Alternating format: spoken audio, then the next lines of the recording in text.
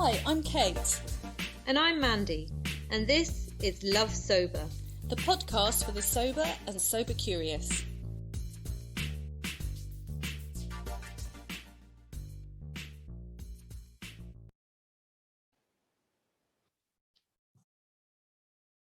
Hi there, welcome back to Love Sober, the podcast for the sober and sober curious. And it's Mandy today, and I am really delighted to be welcoming Harrison Ward, who you might know on Instagram as Fell Foodie, to the podcast. So hi, Harrison, how are you doing? I'm very well, thank you. Yeah, thank you for having me. Oh, pleasure. Yeah, so we're going to dive into a bit of your story and also, you know, the kind of the connection with nature and, you know, the work that you do and in keeping yourself well, you know, which I've kind of followed for a while in admiration and also like, yeah, like, oh, I wish I went outside more and did things like that. But you know, it's part of the future plans. I'd love to become a hiker in my, you know, dream life. So we always sort of start with a check-in just to see how you're doing. So how are you doing today? Very good, thank you. Yeah, not so much on so far today, but I'm doing okay. How about yourself?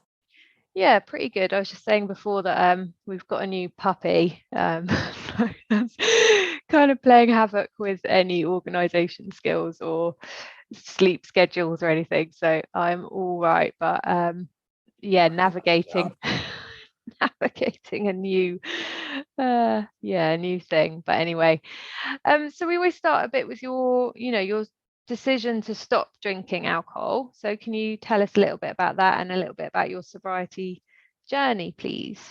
Absolutely, yeah, completely. I mean, so I've been sober just over 5 years now. Congratulations. Thank you very much. Thank you. It's it's a different life really altogether. It was something that I suppose came into my life at sort of 18, really, as it does with most people. I wasn't sort of the person who'd be, you know, sneaking alcohol at the house or anything, or through childhood, but it was very much through work initially. I mean, I worked a lot in the hospitality trade, so I was in sort of working through the kitchens, then to waiting on, and then behind the bar once I got to sort of 18, and quickly fell into that sort of culture, I guess, in that sort of social aspect in that front.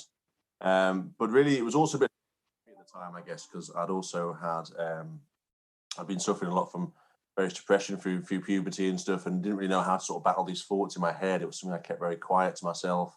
I didn't really share this with anybody else, but discovering alcohol initially felt like a bit of an escape from these sort of own mental thoughts, really. I'm sure there's people who've been in similar positions before where it felt as if it was something that would just shut my mind off and completely just allow me to really be me and be wholesome without those sort of ailments, I guess, that I was suffering from. So this quickly sort of, I guess, became quite a key part in my life where I was almost sort of self-medicating to a degree. I mean, initially I talk about sort of depression, bringing alcohol into my life initially as a medicine, but it falling and becoming another poison, really. And it really began to escalate when I went to university, moved away at 19, again, finding myself back in that sort of trade, hospitality trade, working away, sort of part-time work as well. Again, it was a bit kid in a sweet shop at this stage, I think, easy access whilst you were there. And again, also something that wasn't really looked upon as unusual, I guess, in that sort of environment, I guess. There's many people coming in and out who are coming in for a drink and such. So if you're there as well, having a drink or enjoying it, either sort of behind the bar, as it did sort of get to that sort of stage, or the other side of the bar, then it was quite, I guess, something that was easy to become part of daily life. And it just began to really escalate for me hugely. I mean, to the point where I was living in, it was my sort of full-time occupation. I lived in the premises. I was then running sort of the pub sort of side of things. Again, still sort of was a very social aspect, I suppose, at the time. Looking back, I can see that really being my excuse just for getting absolutely levered every day, to be honest. But it was it really began to sort of escalate to the point where my studies fell by the wayside. It became my sole focus. I'd be sort of drinking from the minute I got up, sort of at work. I mean, I was always having sort of the coffee cup behind the bar, which was always never filled with coffee. In that sort of lifestyle again. And as soon as I sort of finished shift again, it was back out and doing product research, as I dubbed it back then, until the early hours. So, and at its height, really, I sort of really ballooned in weight too, from sort of that unhealthy lifestyle, and also just picking bits of food as you were going from the pub. Again, not the healthiest of bits there. A complete life of lethargy. Again, all my mental problems, I guess, coming straight back, because by this point, I'm really digging myself deeper into the ground with alcohol sort of as a catalyst for that further. and drinking in excess of 20 pints daily by this point. So I'd ballooned to sort of about 22 stone. Wowza. And I'd taken up smoking full time to this point, and literally, just riddled by debts and just sort of, lies, and but still keeping this very secretive. I guess I was quite a highly functioning sort of. I do identify with the term alcoholic. I know a few people don't in the sober community, but for myself, I can see it completely as something I was completely powerless to every day of being the sole thing I look for, and would walk over anybody who ever been in my life at any point just to get for that next fix. But that was sort of the days where I was really deep in it, really. But as I said, so kind of, I mean, it's interesting, this kind of the mental health and alcohol conversation, right? Because that figured quite a lot in my story too, of just being in burnout and I think I had postnatal depression that was never diagnosed, and then it becoming that crutch, or that, as you say at the beginning, a medicine. And I think luckily the conversations around this are changing, and there's a lot more understanding. And certainly when I work with clients, it's like, look, there's no shame, it's just you were staying alive, you were doing the 100%. Only thing that you thought that was helping until it stopped helping. So when do you think there was the kind of the moment when it shifted? You said when you were at uni. Was it just being the availability of it, or do you think there was something else going on that kind of pushed it from that heavy, I mean, British drinking is heavy drinking, right? But into something that felt more that had taken hold a bit? I think over the years it was mainly, I mean, I've always been quite an all or nothing character, I think, so I've never been very good with self-discipline and willpower, whether that relates to biscuits, whether that relates to anything really. I think I'm always sort of someone who's solely focused to get that sort of job done, be it what it was. But for me, I think a huge point of that was probably building tolerance too. I think when I first sort of was introduced to sort of alcohol, I mean, I remember, a few pints after work, and that'd be me stumbling back and, and sort of 4 or 5 pints back then. But by the time university, it sort of was double that. And then by the time there, we were sort of triple, quadruple sort of numbers. And the point where some days I'd find, there wasn't enough hours in the day to actually reach the equilibrium I wanted to. I wasn't a spirit drinker as such. I quite like the sort of elongated descent into blackout, to be fair. I didn't like 60.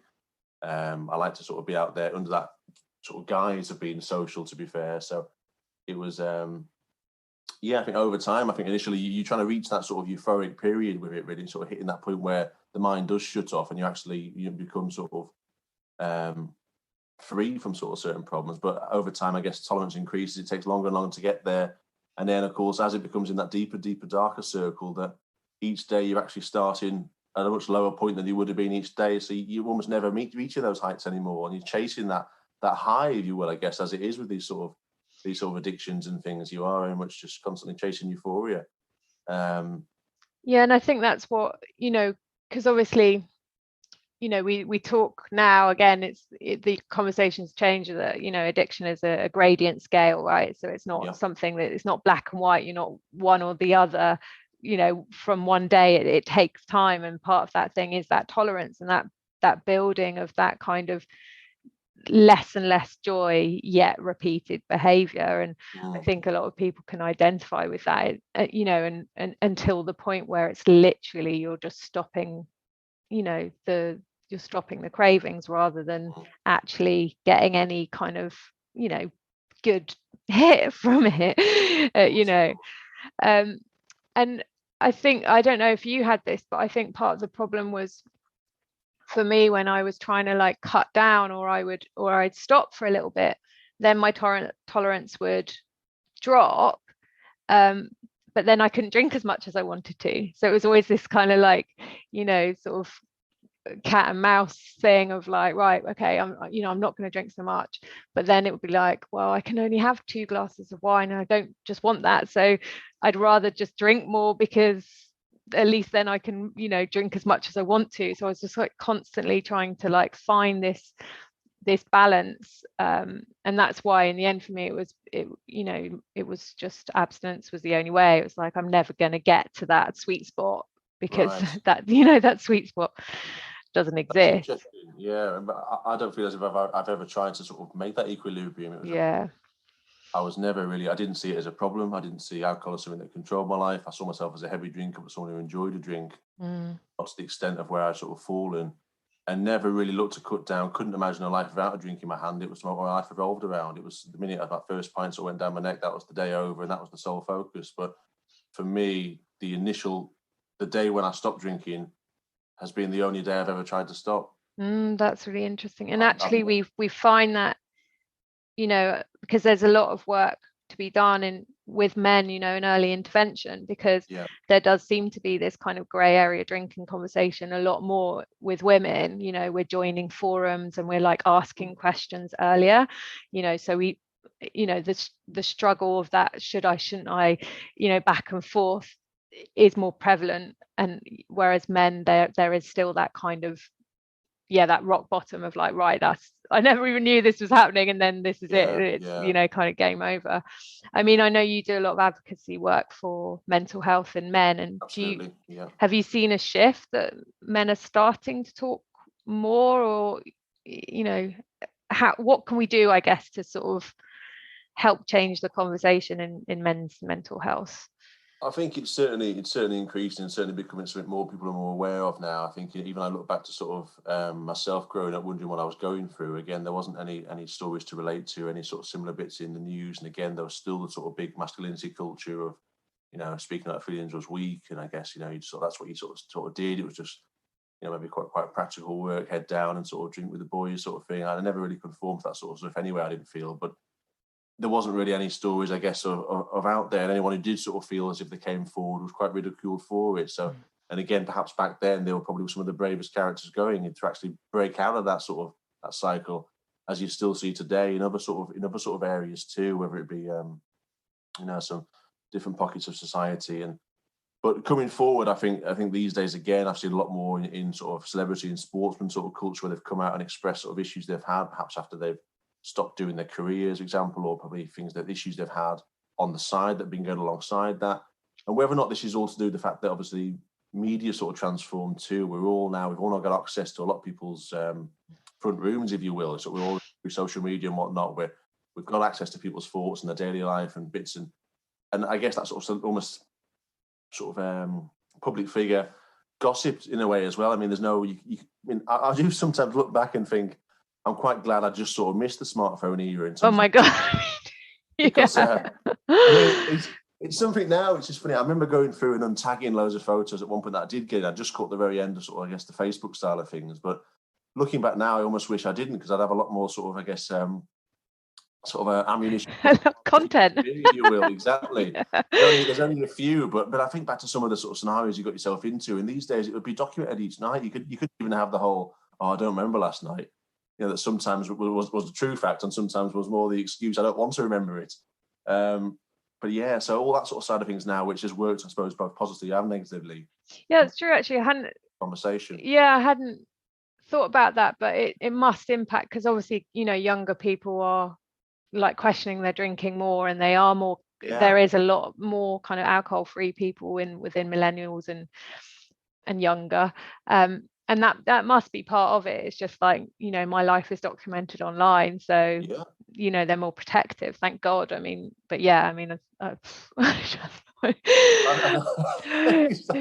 a lucky thing. But I did the same. I mean, I had you know, when Instagram first started, I had just, you know, like my life kind of Instagram, and I had quite a lot of drinking photos on there, and I deleted a lot of them, and I wish I hadn't, in a way.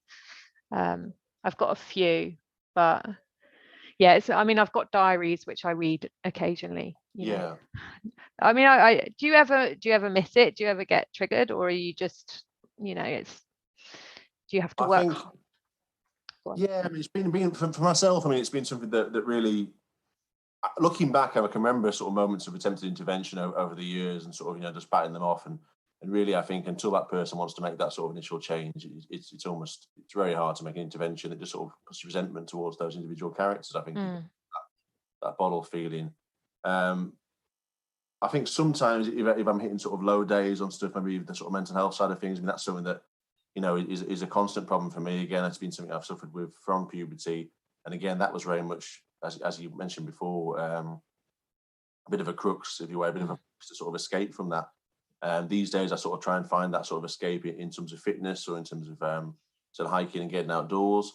But sometimes I think when you've really got to battle those days of going, well, get myself out on sort of a run, or get myself to the gym, it can sometimes be an easier fall to go, I kind of miss that sensation where I could just get, which now you're always present in daily life now. You're fighting your sort of issues front on, and in life there are moments of sadness that I think you have to just deal with. And that's part of the roller coaster of life. And I think running away and almost escaping from those sometimes can be the easier thing in the short term, but long term you're still going to have to face that in some point. So I think I do miss that sensation at times. But as you mentioned as well, I mean, for myself, I think I've stopped to drink in sort of the time where there's never been more options available. Well, I'm someone that I do keep a little bit careful in some of the alcohol-free drinks. I do find a bit of a placebo sensation from the spirits and from wine, so I don't touch those, for example. But the alcohol-free beers and things I find absolutely fine for me. I'm quite happy in that social situation too. I never shied away from that side of things. I always said I was giving up drink, not my life. I loved the pub trade in terms of the social bit and the people I met. And one of the first sort of events I had was only a couple of months after getting sober, which was a friend's stag do. And it was his wedding pretty much coming up, and everyone was going, you can't go to this, because I was completely open with the issues I was having at the time. I came out very publicly to friends, family, with all the sort of depression, the suicidal thoughts element, the drinking, how far it had gone, my debt issues, why I'd left the city I lived in. And they were all saying, you can't go, trying to sort of especially protect me from it. And I said, no, this is it. I want to be in these situations. Although, as hard as it may be, I don't want to remove myself from and not be invited to these things anymore because I'm stopping drinking. Yeah. But there is a quote that always resonates with me, I think, that I does stick in my head sometimes, of saying the more times you sit in the barber's chair, the more likely you are to get a haircut. And it's sometimes, I think, going to the pub all the time, I did keep myself in those scenarios, and going to the pub by myself a lot as well. I went to just drink a Coke in the corner, and I'd sit and I'd write a bit of a journal and a drinking diary at the time, how I was feeling. And I suppose to some people it would be completely alien, where it would be, well, why are you even putting yourself in that situation? But I never wanted it to become a stigma. It shouldn't be, I'm worried to go into those places, or I've got to cross the street when I'm walking past, the off license. I mean, it was something that I just faced head on. Really. Yeah, I think that's a brilliant kind of lesson for people, because I think people get really scared of that, and it's kind of like, why put alcohol on a pedestal? Why keep it so important, right? It's like there's a lot. I mean, it takes a lot of guts and a lot of strength and inner resilience, and some people just aren't capable of that, and of course 100% respect that. But I think the more that you can live your life as an alcohol-free person, regardless of alcohol being around, is a power play. It's just like, you don't impact me, I'm not going to change for you. You have no power over me now, so I love that. It's very bold. I mean, I kind of did the same at the beginning, and then I was like, I'm just way too tired. I can't be bothered anymore. I'm just I'm going to grow old gracefully. Well. It's like, I mean, I do struggle being around people that are drunk, unless they're really, really good mates. And otherwise, the sensation of time for me, I think. The sort of the drinking person's half an hour, first half an hour, sort of so elongated in comparison. 5 more minutes. I'm going to give you 5 minutes, then I'm going. Like, I'm not waiting now. I know this game. I know this. I was the pusher at one point. I was the drinker. Let's get one more and sneak another one in. And I even have some friends who still slide in the rounds, and they slide over another Coke towards me or another Pepsi. And I don't play this game anymore. What's this doing for me? There is that sort of, no, I'm not splitting the bill. No, exactly. So you mentioned that you were very open. So tell me a little bit about the decision to stop. What was the kind of moment, and how did you get help, and how did you approach that in the early days? So the day I stopped, I mean, I'm sure we all have sort of these days sort of quite imprinted on our minds, don't we? For those of us who almost escaped those sort of those worlds. And the 6th of June for me, 2016, was the day I sort of stopped drinking, and complete overnight sort of decision, really. again, I mentioned at the point I was a daily drinker. I had been for the last maybe sort of 7 years in that sort of environment, all hours of the day, sort of every waking hour. And there'd been moments at the point where, again, I was battling this sort of element of not wanting to be here, not wanting to exist, sort of using it, as you mentioned before, as a survival tool. It was something that people often ask if you regret, and I don't regret, because I don't think I'd be here sort of speaking about this if I didn't have that sort of as a survival sort of vice. There was nearly a big moment of change when I was sort of my 21st birthday, where after a big sort of particularly big piss up with sort of 5-day bender with some mates and whatnot, they all came to visit. They all went back, and I decided that I was completely alone in this city, and that the fact that I didn't feel as if I had any route out anymore. Even the escape methods I was using weren't silencing sort of the thoughts. So I actually rang my mum in the end to say goodbye, and I was ready to finish it all there and then. And that sort of opened up some, I guess, insight into my world to some people. I did sort of seek help with the doctor at the time, various bits, but it was more about the depression side rather than the alcohol side. And I wasn't willing to change. So I ran back to the city I lived in at the time. I was living in York, although originally from Cumbria. And I just took myself back up a week later, went back in and did exactly the same thing for another 4 years. I just wasn't willing to make that change. But during this time, I met a partner. Something I always sort of did long for in life was sort of that sort of loving relationship, I guess, and being present for that person. But unfortunately, at this point, I was in 2 relationships by this point. I was already in with alcohol, and I was with her. We lived very different sort of lives. Whether I ran sort of the pub trade of quite unsociable hours, weekend work, evenings, where she was more 9 to 5 in the week. So there was a lot of time for me to live these 2 lives, sort of as parallel, if you will, and they didn't really cross over too much.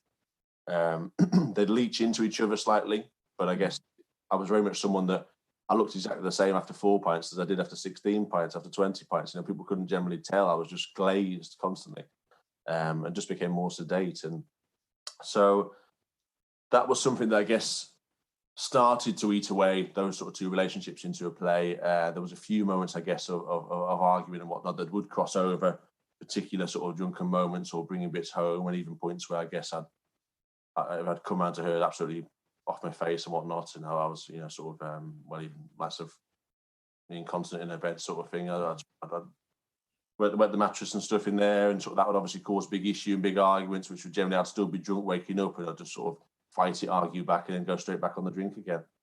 But in the end, I went out, and I was actually unfaithful out on a night out, so I'd kissed somebody else under the influence, carry bits on there, and that was discovered, which brought sort of big discussions of the relationship, and really also brought big discussions of myself and how far I'd fallen by this point, and was really the time that I came to terms with the fact that I had become an alcoholic at this point. I was completely powerless. It'd taken all control over me. I was compromised as a person.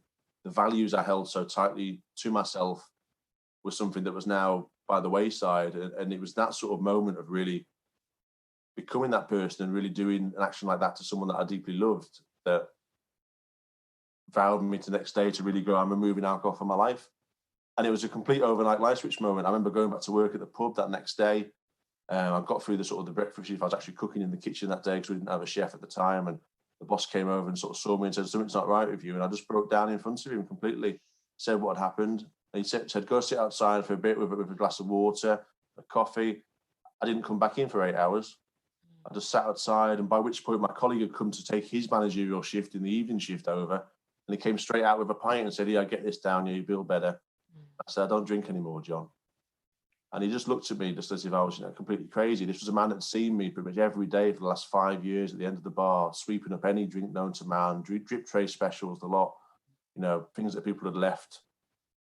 And that was it, just completely overnight. I don't drink anymore, John. And this was really it, the start. I mean, initially I'd be lying if it wasn't to try and win her back at first. I really did try and quit alcohol to try and do that show of faith that no, what I'm saying to you is true. It isn't just this. It's not an excuse. I still can't really explain why I did those sort of things, but I can't explain a lot of the things I did when I was drinking, I guess. It's just, you're almost under that cloud, that sort of possessive nature of it. And but that was it from that point. So again, I threw my cigarettes in the bin. I vowed to quit drinking. I left this city I lived in. I've been there 7 years now. I quit my job. Didn't say goodbye to anyone in the city. Just went overnight. Came back to Cumbria, and completely opened up on my personal Facebook to all friends and family and said, this is what I've done, this is who I am. I've been suffering with these things since I've been 13, sort of depression. I don't want to exist. I've been using alcohol as this crux. I can't live in that environment anymore. There's too much access and too much memories for that sort of thing. And the support I received after that was immense, absolutely immense. And I feel so lucky to have had that at the time. Those moments where a lot of these people, I was lucky to still have them in my life at this point. Yeah. There was friends and family that had given me ultimatums at times, that stuck around. And I feel very thankful I didn't get to the stage where those people left my life, because I know a lot of people do, and they haven't got that support network again. And that sort of, the people that came around to sort of support and push that sort of thing was huge. And really, and again, those people coming on my doorstep going, right, let's go for a walk, let's do this, let's go for a bike ride, let's head out this, and all non-alcohol related activities. And whilst I still mention I was forcing myself into the pub in my own time, I was doing this with them, they weren't going, let's go for a drink and talk about this, for example. They were very understanding, and sometimes too much so of that side, which I find is often the funny thing these days, where you'll get people go, do you mind if I have a drink? I said, well, do you mind if I have a chocolate bar? Yeah. It's your life, it's not my life. Yeah. But yeah, that was that initial sort of crumb where alcohol had left that huge hole in my life of removing it that had to be filled with something. And the thing I chose to fill it with was fitness. So just before we get on to Fell Foodie and that journey, I'm interested, you said that your kind of core values had been completely lost. And I was interested, what are your core values? What are the things that are most important to you? Yeah, well, I suppose initially that side, it was not, I consider myself quite a selfless person really at times. I think I consider myself sort of putting others first. That sort of, the fact that I'd really done completely the opposite and putting really alcohol first at all times, to the point where someone that sort of loved me dearly and in return that I was unfaithful to and completely dismissed all rules of loyalty and faithfulness. Yeah. Okay. So for me, that was just something that I always saw myself as a very, I'd put others first. I'd be loyal to the core, various bits, and I wasn't, and I couldn't explain why I'd been like this. I couldn't explain why I'd done this to someone that really it just didn't make any sense to me at all, and I couldn't.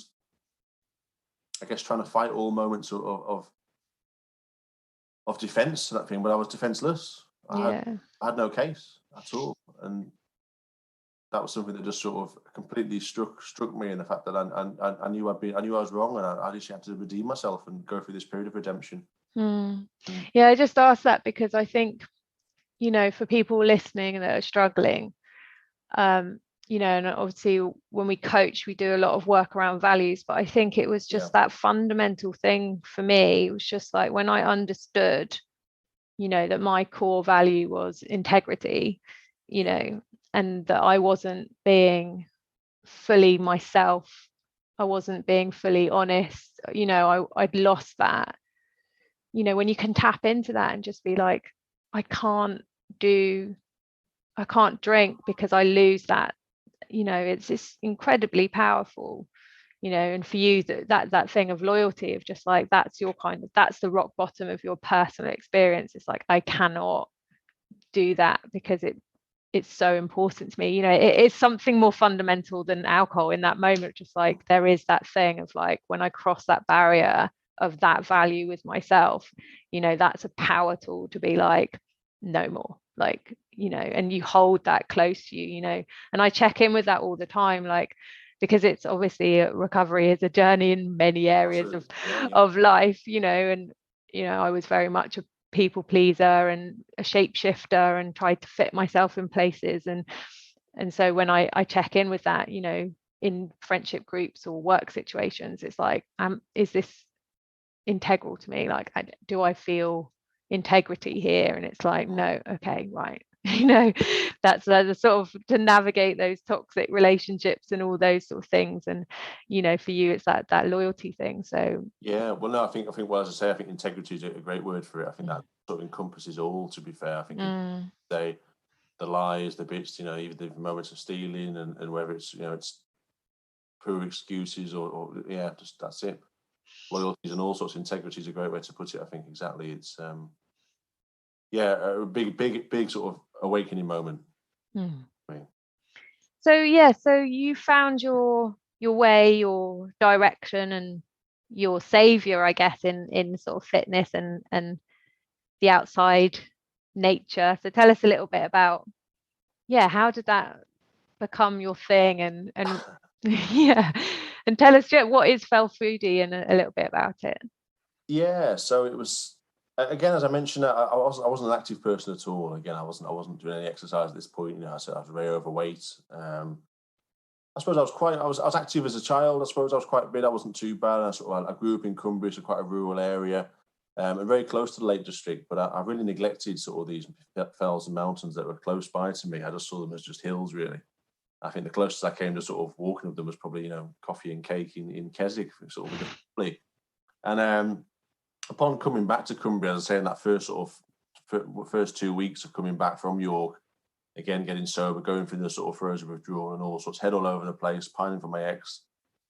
A very close mate came on my doorstep and said, we're going to go for a hike. And I had no real idea what to expect at this point, really. I didn't really know it was going to be a walk through the woods or a walk around the local town. And I just sort of put on what I had to hand. Again, I was completely penniless by this point. I'd spent all my last bits on paying off what debts I had or rental bills, and again, try to sort out the credit card debts we'd fallen into, as I'm sure many have been on a similar path. And so I just put on what I had to hand, which was an old scatty pair of swim shorts, a pair of probably £20 trainers, and just a jumper I'd probably wear on a night out, thinking I was looking smart, but it was just probably all I had to hand. And my friend took one look at me and said, you can't go hiking like that. And on the way, sort of from just outside Carlisle, where I'm from, on the way to the lakes, about an hour's drive, he pulled over at an outdoor shop and he took me in there, maybe trying a pair of boots, and took these boots to the counter, and he bought me these boots for me. Again, I didn't have the money to Mannheim at the time, and it was a huge show of support, really, and something I'll never forget in terms of that sort of kindness that was provided. And we took these boots, drove on further, and parked at the base of a mountain in the Lake District called Blencathra, which, for those that don't know the lakes too well, is one of the higher mountains in the lake, sort of over 800, I think about 890 meters up the sort of way. And again, at this point, I've just come from drinking, I said, 20 pints daily to nothing, to sort of going off this way, which again is probably not an advisable thing to do either, really. It's quite something that was cold turkey, maybe not the way to go from that sort of those levels. But and again, completely overweight, not sort of something I'd do at all, to be marched up this mountain all of a sudden. And I don't remember too much of the actual journey up the fell side, but it was just staying at my feet a lot. I think just sort of puffing and panting, many stops up. And again, probably something I'd probably stopped for a fag break about sort of 8 times on the way up in my previous life. But obviously I'd given those up at the time too, but marching up to the top slowly but surely and reaching this summit point on quite a cloudy day, and not really even being sort of chance to take a breath before my mate looked at me and said, right, we're doing Helvellyn next week. Which again, I don't know, that's the third highest in the lakes, and even more of a staircase straight to the summit, 950 meters. A week later, same again at the base of this hill, but this time it was a glorious sunny blue sky day. And that same story, marching up, just staring at the feet, just again, all sorts going through my mind, trying to get on this path to redemption. And really, it kind of felt quite like a physical manifestation of what I was going through, this sort of uphill struggle, this sort of pushing on, not really knowing what the end goal was, but again, fighting against my mind, fighting against the mental sides of going, your legs are tired, give up, go down, do this. You could just go down for a drink again, all this, but trying to just push on and get to that top bit and keep pushing against what was the harder way to go, which was up. And on reaching that summit again, I remember looking down on the tarn below, one of the big sort of rocky striding edge ridge route coming up from the other side in Glenriddin, and just really sparking something in me. And it was just really like sort of a new addiction had been ignited, really, on the top of this mountainside. And the sort of feeling of endorphin and dopamine hit I got from that was not too dissimilar to what I get from alcohol. But of course, there wasn't that negative come down at all. There wasn't that sort of, that craving for the next day. The craving now was to go and do the same thing again and get that sensation of achievement and elation, I guess. And this really just began to snowball. So a week later, again, we went and climbed England's highest mountain, Scarfell Pike. So this is sort of, again, 4 weeks into sort of this recovery. And by the end of that year, I'd gone up sort of Snowdon, in Snowdonia, a few of the fells, the Lake District, and Ben Nevis by the start of the new year. And this sort of then became sort of a different, I was a lot fitter by this point, I guess. I was enjoying this. I'd relocated to the lakes permanently. in the centre of the lakes, and I started switching out these boots for trainers. I'd started running a lot at this point as well, which, I couldn't even run a bath beforehand. It was just just an alien world. And friends took me out, and sort of 1K became 3K, became 5K, 10, 20, and I was convinced to sign up for a marathon. And 11 months on from that moment of going, I don't drink anymore, John, I'm stood at the start of a marathon line, and I've lost all that weight. I've lost 7 stone by this point from what I was. I was near coming up a year sober. I hadn't touched a cigarette again. And I ran this marathon, and it was just like crossing that finish line was just what sense of redemption I felt going through that. The fact that I had now really, I was going through this complete life turnaround where I was an alien, really looking a complete stranger looking back. And for friends and family looking on as well, at the sort of the person I must have been in between that point, it must have been such a bizarre sort of turn as well, because I've really have just gone through this sort of chameleon-like change. And all that was holding me back was these vices, I guess, and sort of not battling sort of my mental problems with a positive outlet, I guess, and sort of just putting further and further cement on top of my head by drinking myself away every day. And it was, massive. And this sort of just then became this sort of change into fitness and nature and loving the mountains, which then started off by becoming this Fell Foodie alter ego, I guess, that I sort of myself. It was I'd always loved food. I'd loved cooking. I was a self-taught cook from a young age, cooking a lot with my grandmother. And I love sort of how the way food brought people together and how it brought people around the table. And again, a bit like alcohol did in a way, it brought people on social occasions and things, but obviously without that sort of hidden world that I'd go into when everyone went home. And I love the way it sort of brought people on the table, the different cultures you experience, the ingredients from around the world, and what you'd experience going abroad, and just working out where people's sort of, again, integrity, I guess, and where their morals came from. And I started cooking again a lot from scratch when I went through this sort of change. Again, I had so much more time on my hands because I wasn't in the pub, and obviously I was much more able, much more hours of the day, that I had more time again to start preparing things again and sort of going through these different stages. I find quite a mindful experience too in itself, cooking, just sort of taking yourself out and focusing on that task at hand. And again, the fuel you're putting in yourself, I think for me, again, you wouldn't put bad fuel in a car and expect it to go a long way. So again, what you're eating, I think, is quite important in terms of how you're feeling. I think even removing alcohol is one thing, but if you're still eating shit food all the time, that's not going to help you out either. It's a case of, there's a fine balance to these things. Again, when people mention moderation, I guess, which I know a lot of us don't understand that word. No. To those who can exist in that world of moderation, again, it's choosing those fine points of food, of drink, and of various other elements. And this really began by me initially creating sort of quite, I guess, extravagant packed lunches to take out walking. I'd always get quite comments on, and I'd be preparing things from scratch. They'd have the soggy cling film sandwich to take up, and I'd be taking up something, nice risottos I made the night before, little sort of bits there, nice stews and things taking up. And someone once suggested to me, why don't I get a stove and actually start cooking it on the fell side from scratch as a bit of a joke? And I already called myself Fell Foodie by this point. I didn't share anything about myself. It was very much an alter ego, again, another mask I was wearing, if you will. It was just the views I was experiencing and the food I was taking up the fells. And from this point, I started cooking the meals from scratch on top of the fell top. So I take it all up from there, prepare it all from scratch.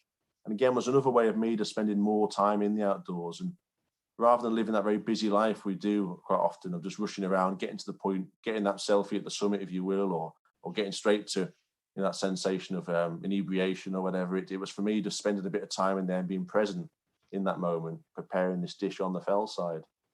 And it gained more sort of traction, I guess, gained more interest. Obviously, the sort of nice restaurant-style dishes cooked in minimal equipment in remote locations. And that following grew a bit more to the point where I actually felt like I had to share my backstory on there as well. And I became sort of clean with now this new audience.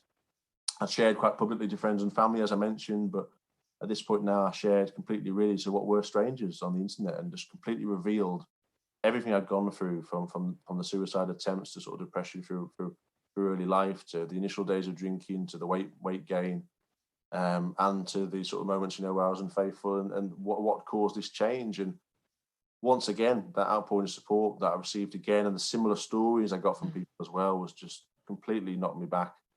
And the amount of people who discovered as well things like hiking and exercise and nature as an escape from that too was really powerful and huge. And led to sort of further opportunities, I guess, more sort of coverage that way, and more chance to sort of tell this story, and something now that for me feels at quite a purpose these days. If I'm honest, it feels very much as something that, and if I can share these struggles I've been through and it helps one other person, then it makes it all more worthwhile what I've gone through.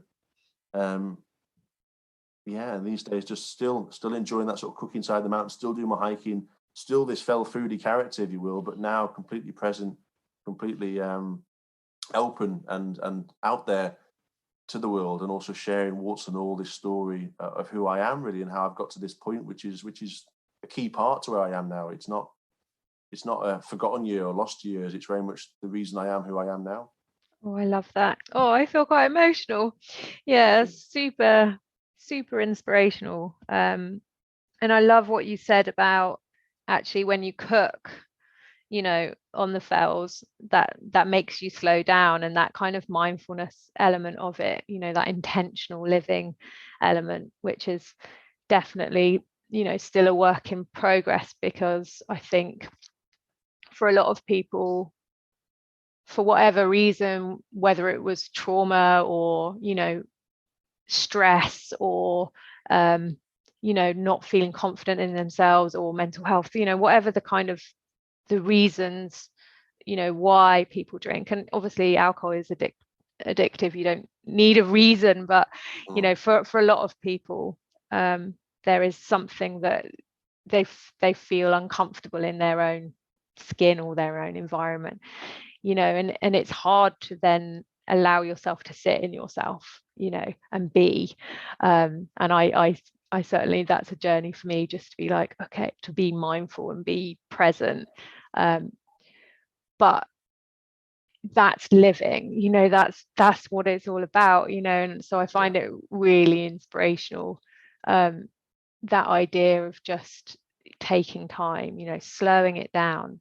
And on a nervous system level, if you have had stress or any of those things, that's helping you, right? It's helping yourself balance. It's helping you to not feel stressed. It's helping your brain, as you said, to feel, balanced. And so if you've got mental health issues, anxiety, things like that, all of that is actually doing you a lot of good. But it feels good, you're like, because as we said at the beginning, the difficulty is being sober is you have to feel the stuff, but that works both ways. You have to feel the stuff that hurts, but you feel the stuff that feels good, and you have those moments of awe or wonder where you're like, Jesus fucking Christ, look at the sky, like, oh my God, that blue is insane, or that, that the ripples on the water, you get those moments of bliss, which are just, I remember a huge moment for me at that point where I never really understood a lot of things growing up and stuff, and always questioned a lot of elements to life, and even sort of relationships with family, friends, and how people sort of connected, and going through. I remember about 3 months into sort of my journey into sort of sobriety, I remember sort of this huge sort of lead weight I used to feel on my head, as if I was just carrying this round and sort of just dragging this issue all the time.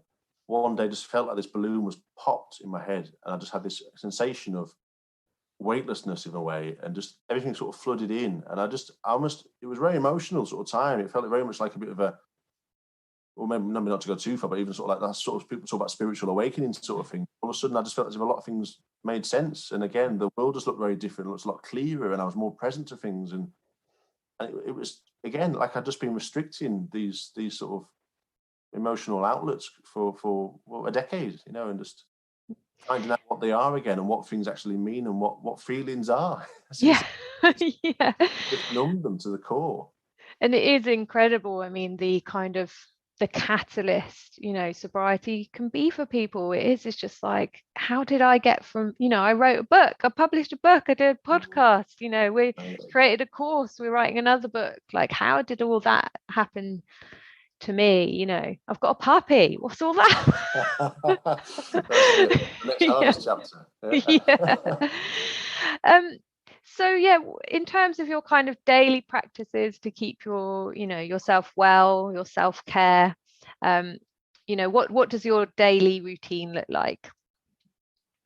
Yeah, so I think I've touched upon obviously elements of. I mean, fitness plays a huge part in my life now, and it's something that I think recently going through, as we all have, the the lockdown periods we've had sort of in the UK, and I'm sure in various other parts too, in similar ways, was a very difficult phase. I think it was quite something that all of a sudden the gyms that I used a lot were all closed.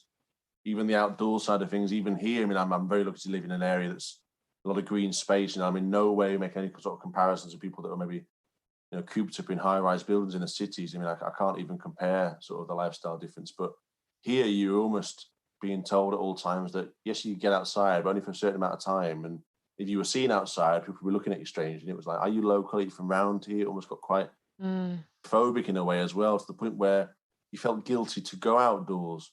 So I'd lost the gym and I'd lost sort of the outdoor escapisms that I had. And all of a sudden I'm back again in my own four walls of the house, which is exactly the reason why I drunk in the first place. You know, I wasn't a home drinker either. I wasn't someone that stay at home and drink. I was always out and about every day, either in my work environment or out in the pubs, the clubs. I didn't like to be stuck by myself and just sat with my thoughts. And I didn't trust myself in what I'd do.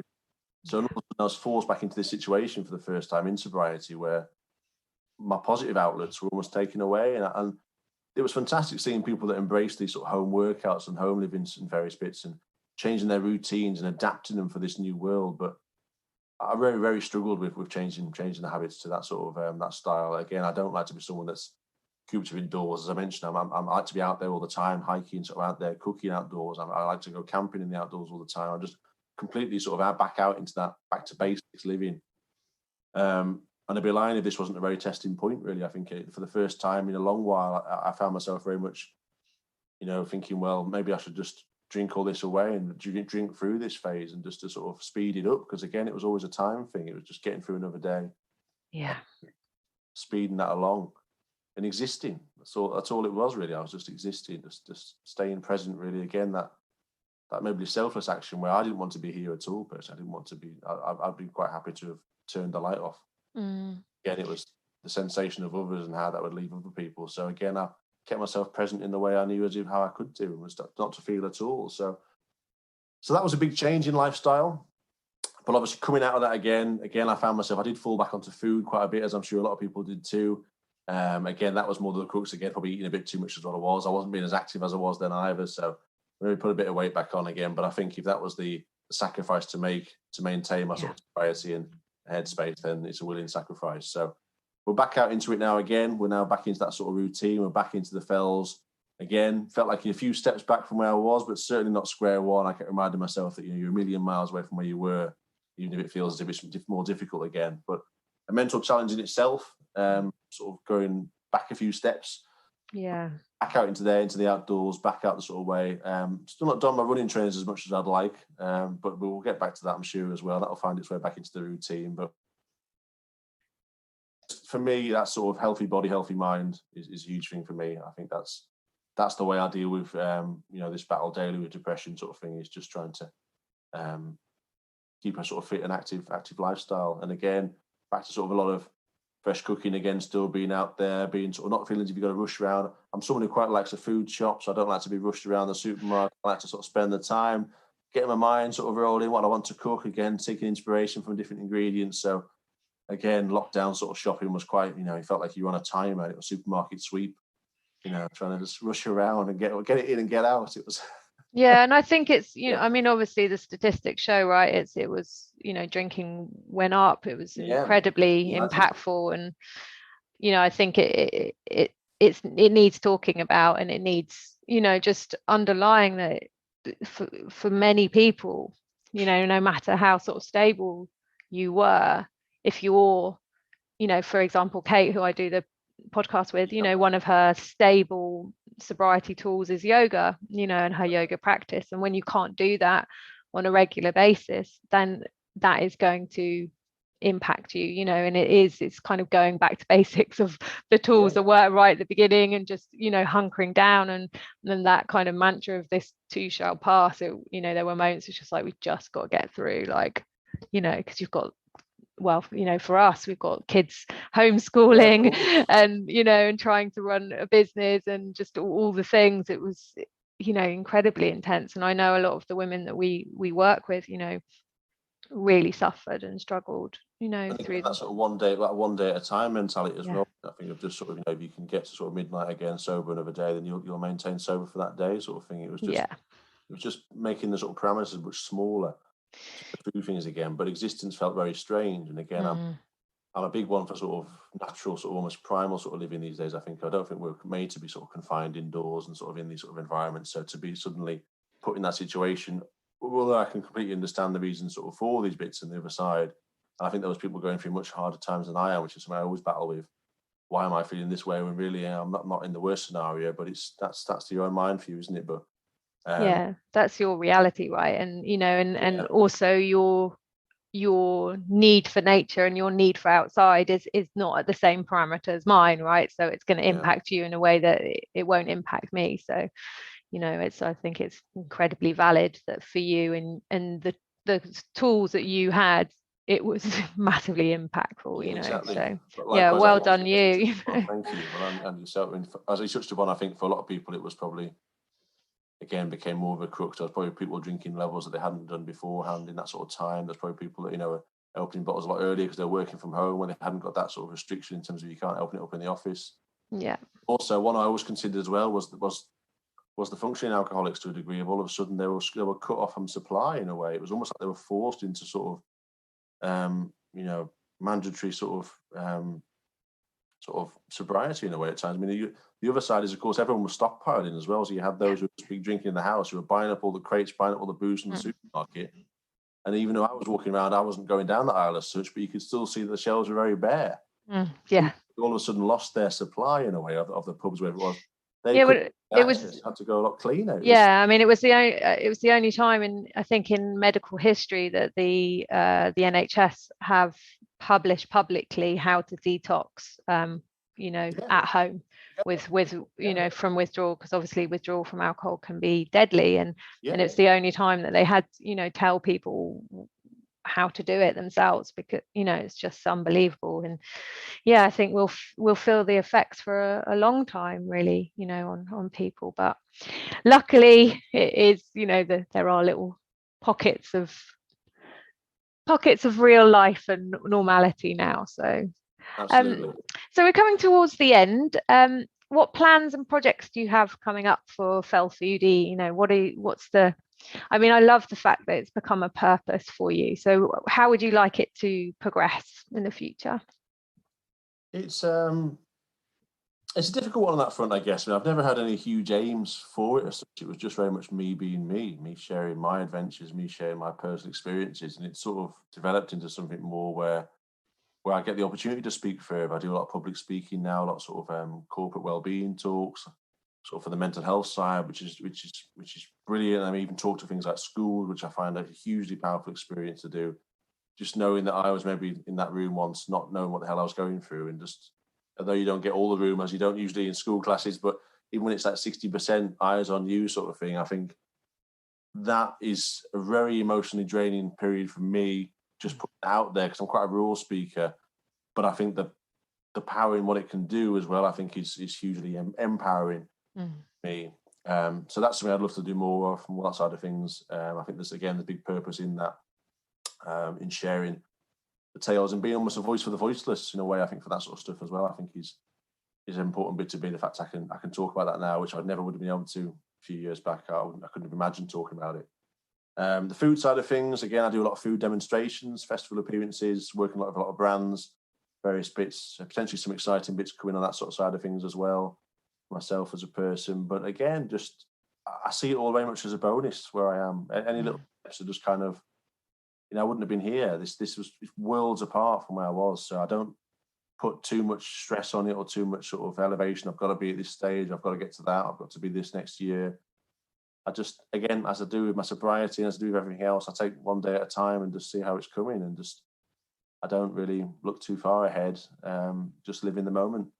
So we'll see. I'm very open to new opportunities. I'm very lucky to what I've had come my way so far. It's been hugely organic. Yeah. But yeah, I'm just excited to see what comes next. For once, I'm looking forward to the future, where so much before I didn't want to see another day. So yeah, each day is a blessing. Oh, well done. Yeah, I wish you all the best, and I find it super inspiring. And well, I'll just throw this out there that I think our Love Sober community, we need to do some sort of hike if you can guide us at some point, like Fantastic. baby steps, small, like little mountain. I must say that I did trek the foothills of the Himalayas in Nepal when I was like 19. Amazing. So I went up to Poon, is it Poon Hill? I don't know. It's like twice the height of Ben Nevis. But I basically moaned the whole time. I was like, this shit. Yeah, I mean, it's a great thing. I mean, there was a small group of us actually that from the sober community. I mean, I think you know a few of them from the London side of things. Megan and Emily. Yeah. Two of the individuals I think who've been on here before as well, and we all met up in Snowdonia. And again, I only knew Megan, sort of delights of her life on social and stuff. We arranged this sort of trip out to Snowdonia, and again we all went out hiking. Again, it's something they perhaps didn't do too much of. Yeah. And again, it was brilliant. And again, just being in sort of like-minded company as well, of similar stories, and it was fantastic, really. So yeah, I'd be more than willing for something like that in the future. And yeah, anyone who wants any tips and advice on that, please do reach out. I'm always happy to. Aww. So we always finish with a tip of the day and your reason to love being sober. So what would be your tip? My tip in sort of sobriety, I guess, would be again, I think just breaking it down to sort of much smaller increments. I think you know at the very start of these things. I mean, I remember one day seemed impossible, 1 week seemed impossible, 1 month seemed miles away. Where these days we sit on coming up when it's nearly 5.5 years now. It's bananas. It's just really. It's breaking it down to that 1 day at a time thing and just trying to stretch to that point each day and just focus on bits. And again, I think as well, and not really knocking yourself too much if you have those sort of little struggles and little slips as well. I think they're quite natural to it. Just you being aware of that sort of side of things, willing to make that change is a huge step in itself. I think coming out initially to say, look, I've got a problem here with this with alcohol or with something else is massive. That in itself is a huge step. So breaking it down into little increments, I think would be my tip, and just focusing on the smaller steps first. Yeah, I love that. And I love that you let people know, and you were open. I mean, it's really fucking brave, but we need support. Like, we need people to have our back. And whether that's we kind of talk about it, the sort of the red, amber, green list of like, red people where it's just like, no, just leave it, don't talk to them, or amber people where it's like, you're not quite sure of their reaction, so just. I thought you were going to start talking about travel again. Yeah. And then the green people are like the people that have your back, and that that are going to sort of support you. And sometimes it could be just a sober community if you don't have that support around you. Exactly. And I certainly don't suffer in silence mantra. I think always, there's someone there, whether it's medical professional, friend, family, or even these helplines that are fantastic. That there's somebody there you can speak to. Yeah, my husband's French and has a wine cellar, so he was on the amber list. You know what I mean? So, fantastic. But definitely sober communities for me at the start was just that lifeline of being able to just be honest and open and just have people, that feedback coming back and being like, we got you, it's all right, we've been there. And it's good to remember, it's good to remember that 1 day at a time, because as you get further down the line, you forget just getting that 1 day, it's so hard, that 1 week, and people sort of say, like in the community, they'll be like, I've only, I'm back to day 7, and it's like, fucking yes, because that first period is the hardest. Yeah. And what's your reason to love being sober today? My reason, I think, is I'm just happy I'm able to be a much more present individual for people in my life. I think I'm just, I'm much more reliable now in terms of things. I'm more present in situations.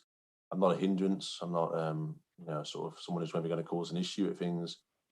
I think, again, it's that just the fact that I'm able to be a much more integral part of even the smaller society, I guess, of that are in my life, is a huge thing for me. Because that was one of the things that always held me back from sharing mentally as well. I mean, I'd never wanted to be a burden. Yeah. I never wanted to be that sort of burden at all. So And indirectly, by not wanting to be a burden, I became a burden. So it was kind of. I mean, again, obviously they all said maintain for support, which was huge. But yeah, not just. But I think that's such an important. Yeah, I think it's such an important part, and that people will resonate with. It's like we stay silent because we don't want to, be a burden on other people.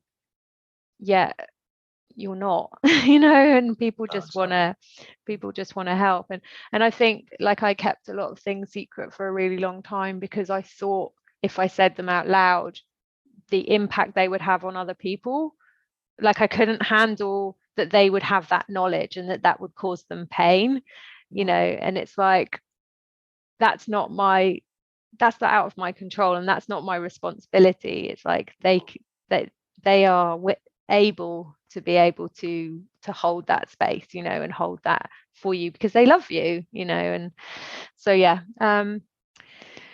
just if you're listening, reach out. You're not alone, and there's always someone, as Harrison said, that will be there to support you, so we're going to wrap up now. If you're immediately concerned about your drinking, please do reach out to Harrison, reach out to us at Love Sober. There's plenty of agencies for local support. Go on Alcohol Change, the website, talk to your doctor, just reach out. And it's been a brilliant conversation, so thank you so much, Harrison, and we'll see you next week for more chat. Wonderful. Thanks for having me.